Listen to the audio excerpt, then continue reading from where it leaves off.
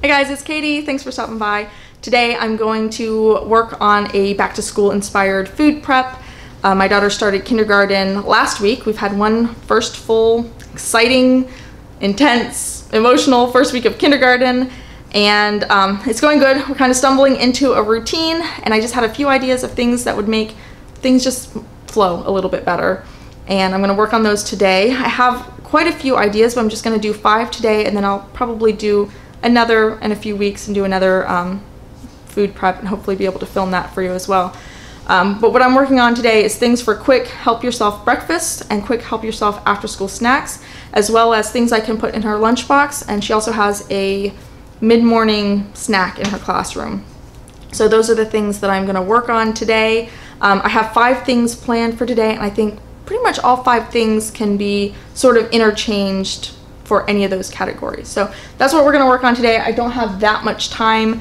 I'll probably have to do most of this evening, so we'll see what I can get done. All right, first thing we're going to make is freezer PB&Js. You can put on your thumb. I know somebody has a tip for mixing natural peanut butter without making a giant mess. You got a tip? Leave it in the comments down below. The world wants to know. So I've never actually frozen peanut butter and jelly sandwiches myself, but I see people doing it all the time, so I thought I would give it a try.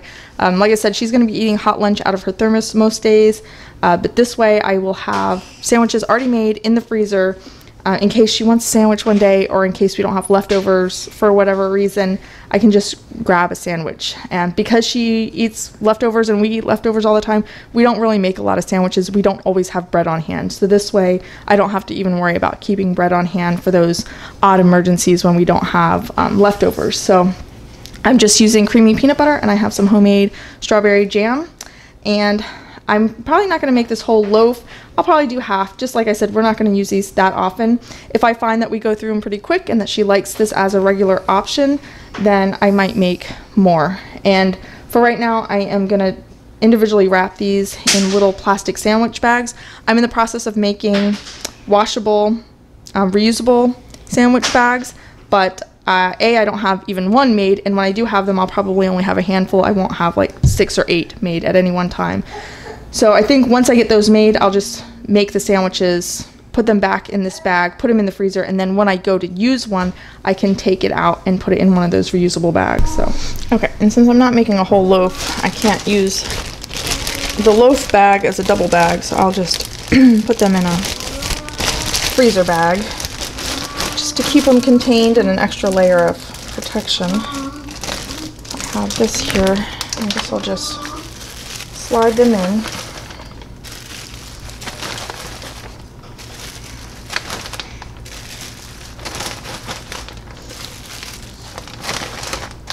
Oh, Mama.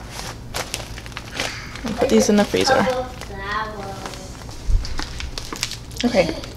Next, I'm going to portion up some cottage cheese. This is like a favorite breakfast for her. I was thinking either cottage cheese or yogurt. I could do the same thing. I was going to make homemade yogurt, but the starter I had had molded, so I will have to get new yogurt culture to do that. But I go ahead and get this big tub at Costco. I'm going to put a little bit of frozen strawberries, and then I'll top it with the cottage cheese. And then I have these easy-to-use plastic lids for the mason jars. I hope to get some more plastic containers. That way I could also grab one and put in her lunchbox, or my husband could take one for his lunch if wanted, or a snack for him as well. But right now I'm just using what I have, and that's mason jars. I'm going to put a few strawberries in. Okay, I'm actually going to set these aside and let these strawberries melt a little bit, and then I want to mash them down, because they're whole strawberries. If they were sliced up, I would just pop them and let it thaw together in the refrigerator. I'm going to set this aside for now, put this back in the fridge. Okay, so what I'm going to do now is do some hard-boiled eggs. And I love to do them in my pressure cooker, which you probably know if you've seen any of my food preps. I use this little rack that came with my Instant Pot. It works in my stovetop pressure cooker. I'm just gonna do 7 eggs. I always do 1 extra egg. I can't help myself in case one like explodes or something. So 7 eggs. So just put a little bit of water, put the eggs above the water in a steamer basket or some kind of tray. Bring it up to pressure. I pressure cook for 7 minutes, and then I do a quick release and plunge them into ice water. Okay, while I'm waiting for that to come up, I'm gonna rewash this bowl because it's not clean. Okay, I'm gonna make some pumpkin muffins. I'm gonna make mini muffins for the lunchbox, and then I'll make some larger ones for breakfast, after school snacks, and also just for the rest of the family. The recipe I use, I got off all recipes. I'm almost 100% certain. I'll link it if I can find it. My pressure cooker just came up to pressure. I'm gonna start the timer. 6 or 7 minutes. Kind of depends on how big the eggs are. And we'll get this pumpkin bread mixed up.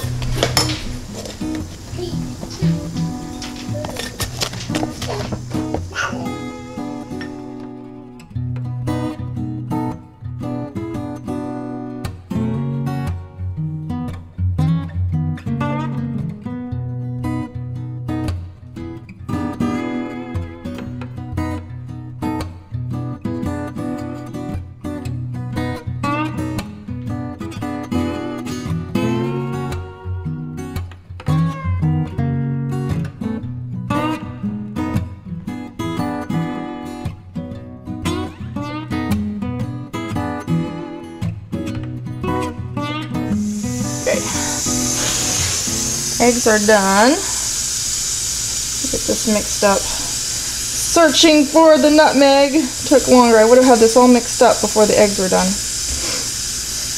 My spice cabinet is a disaster all the time.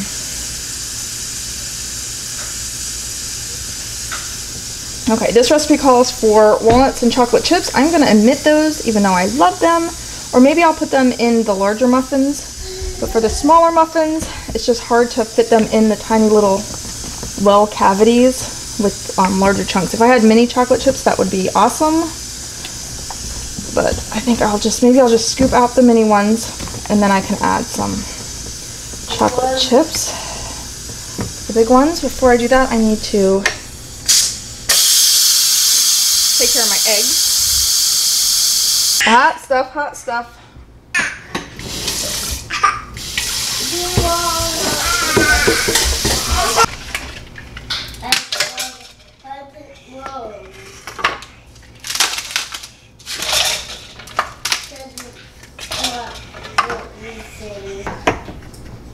Not okay to get a bite or do anything.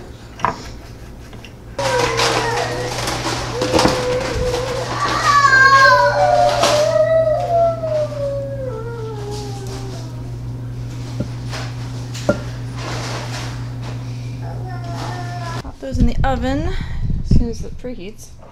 These are starting to get soft, so I'm gonna mash them a little bit.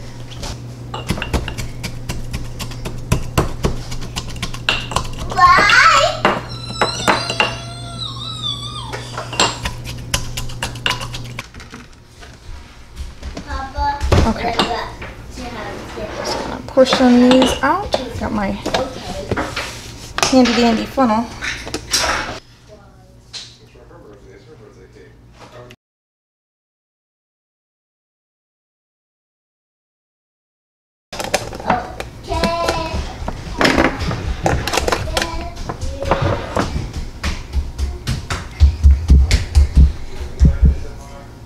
Okay, hi. It's many hours later, and I'm just gonna finish up here a little bit. The muffins came out, they look awesome, and so I'm gonna actually pack one up for her lunch tomorrow. This is the size container that I really like. I think it'll be good for one of these little muffins, and also the hard-boiled eggs. I don't have very many of these right now. Actually just went to a couple stores this evening to find some, and I couldn't find them at any local convenience stores. Not convenience stores, but you know what I mean. Local stores that are convenient. So I just ordered some on Target.com, so they should be here. So for now, I'm just gonna pack these up in larger containers. I'll probably pack these up and freeze most of these. And that way I can pull out, you know, just a few at a time, or maybe even just one at a time and put in her lunchbox, and it'll be thawed by the time lunch comes around. All right, this is a bag inside a cereal box. I actually got this tip from one of my subscribers, and I love it. The bags inside cereal boxes that you just throw away are very durable and obviously food safe. And instead of paying for parchment paper to put between layers of things, you can use that bag. So I'll try to dig up that video if it's still online. I think I remember who taught me that, and I would love to give credit because it's not my idea. Actually, I'm going to cut this. I was going to fold it over, but I won't be able to get another layer, so I'll just cut this and do a whole new box.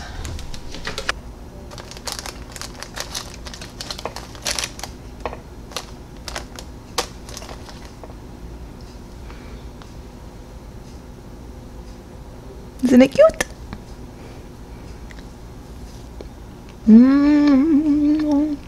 Very good. Great recipe.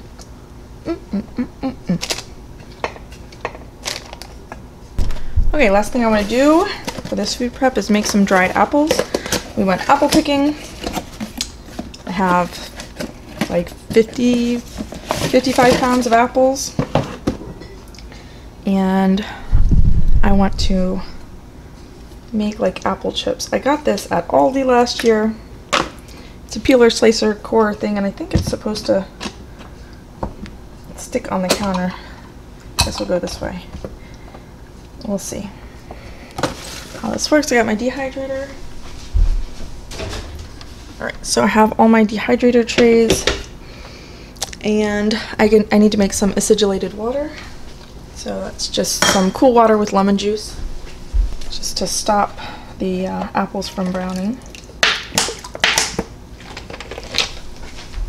A lot of the apples we got were on sort of the smaller side, so hopefully these turn out okay. I have to remind myself how this thing works. Bear with me.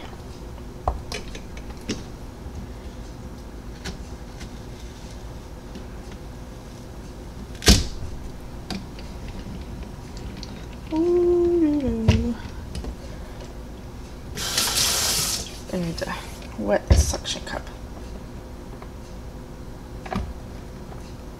Alright. Don't move.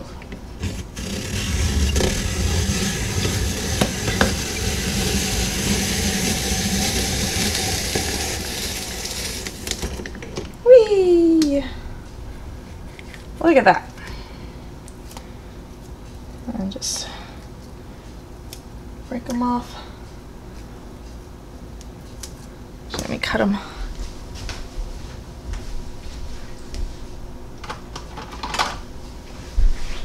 Just cut them down one side like that, and all the spiral turns into individual little rings.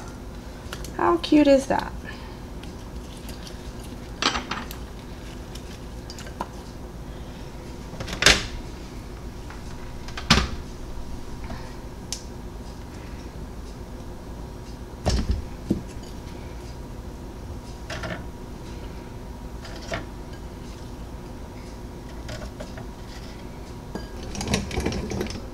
Oh, you know what? I think I can just pull this back. Haha! That works. Rather than unwinding it. Alright.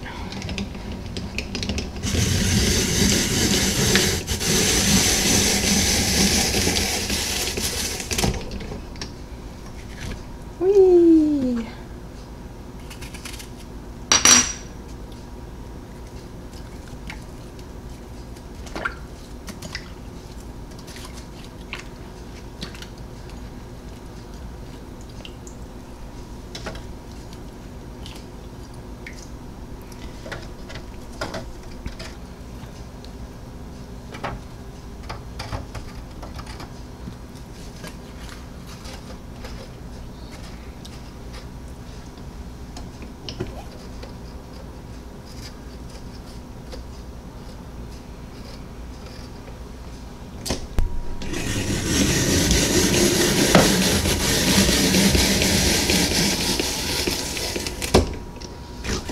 So I filled up my whole dehydrator, but while I have my little doohickey out and I'm spraying apple juice everywhere, I'm going to go ahead and make up some applesauce. And I don't know if this will get made into fruit leather or if it will just be eaten, or I can just freeze it.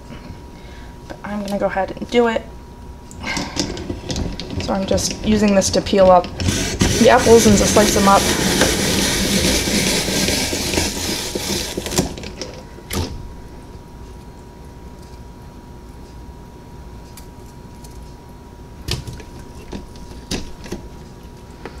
I'm gonna send these cores and peels and stuff through my juicer, see how much I get. I might just throw it in with the applesauce, because you need a little liquid to start the cooking process. And if it's more than that, then we'll figure something else out. I'll just see how much I got here. You can kind of see the pile I have here. Let's send it through and see what happens.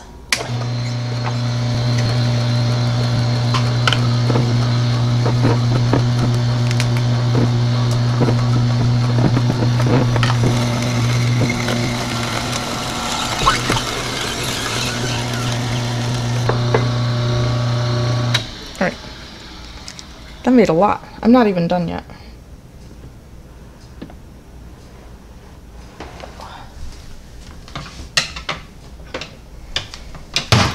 Let's see if I can not make a giant mess. Kind of curious if it even tastes good though. With all those seeds and stems, maybe it'll taste kind of bitter or something. I'm gonna give it a little tasty poo.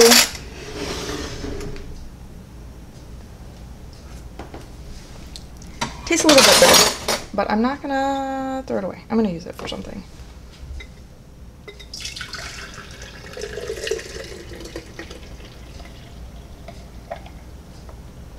Not terrible, but I wouldn't drink it straight up. I might add it to some other juice or smoothie or something.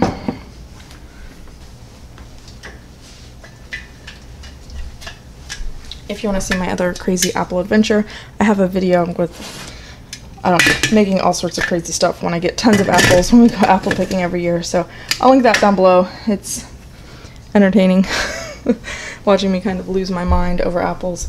But anyway, I'm going to let this cook. We get the dehydrator started. And I think I'm about done. I'll show you what the apples look like when they come out of the dehydrator, and I'll show you what the applesauce looks like when it's done. I think that's everything. I got everything done that I wanted to get done today. It's a little later than I want it to be, but I'm going to go to bed. So I will see you guys next time. Thanks for watching. Bye!